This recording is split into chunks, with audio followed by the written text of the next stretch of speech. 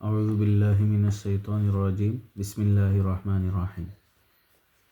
বছরের মধ্যে সিংকো দিয়া রোজা রাখা হারাম। কোন সিংকো দিয়া? ঈদুল ফিতরের দিনে, ঈদুল আজহার দিন, আয়ামে তাশরিকের জিলহজের 3 দিন, 11, 12, 13 দিন, 3 দিন। মানে ঈদুল ফিতরের দিন একটা, ঈদুল আজহার দিন একটা, দুইটা।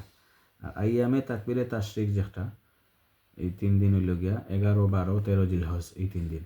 মোট হইল গিয়া 5 দিন রোজা রাখা হারাম। আর বাদ বাকি 360 দিন রোজা রাখা যাইব। চলো, সিংকো দিয়া রোজা রাখা হারাম। আর 3 টাইম নামাজ পড়া হারাম। এই 3 টাইম কিতা?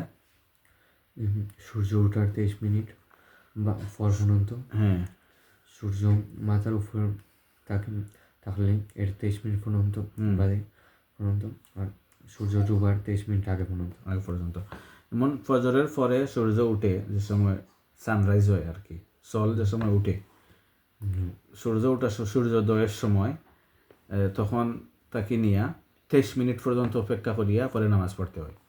তারপরে হলো যখন সূর্য ঠিক মাথার উপরে আসে, দ্বিপ্রহর হয় এটারে, দ্বিপ্রহরের সময় থেকে আরও 23 মিনিট অপেক্ষা করিয়া নামাজ পড়তে হয়। তখন ওই 2 টাইম, একটা সূর্য ওঠার সময়, সূর্যোদয়ের সময়, একটা দ্বিপ্রহরের সময়, আর একটা সূর্যাস্তের সময়, মানে যে সময় সূর্য ডুবার সময়, সল ডুবার সময়, তাকে নিয়ে 23 মিনিট আগ থেকে নামাজ পড়া হারাম।